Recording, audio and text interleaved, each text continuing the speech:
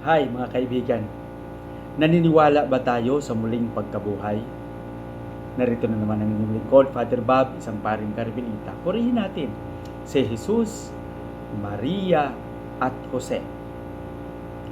Ngayon ay araw ng Sabado at nasa ika-23 araw na tayo sa buwan ng Nobyembre, 2024. Pakinggan natin at pagnilayan ng mabuti kung ano ang gustong ipaabot ng ating pagbasa sa araw na ito. Ang ating ebanghelyo ay naibabahagi sa atin ni San Lucas Kapitulo 20, versikulo 27 hanggang 40. Dito, pinag-uusapan ang muling pagkabuhay. Alam nyo, bilang Kristiyano, dito nakasentro ang ating pananampalataya. Walang silbi ang lahat ng mga kabutihang ginagawa natin. Walang silbi at kabuluhan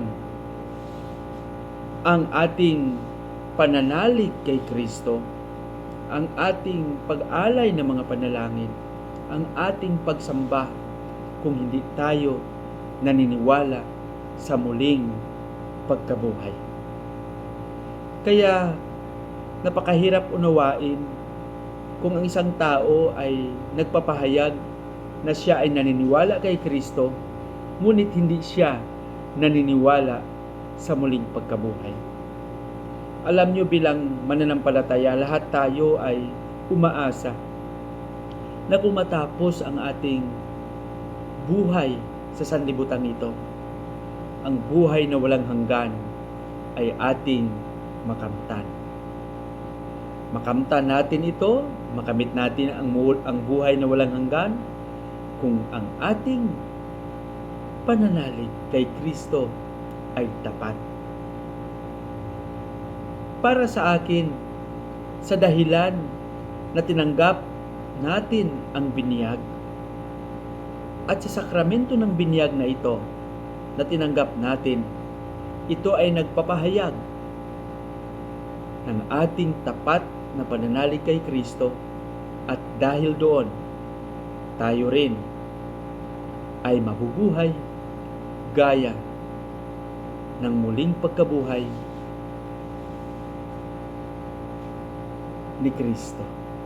Kaya mga kaibigan, sana sa ating pananampalatayang Kristiyano, lahat tayo ay aasa, manalig kay Kristo upang makamit ang muling pagkabuhay.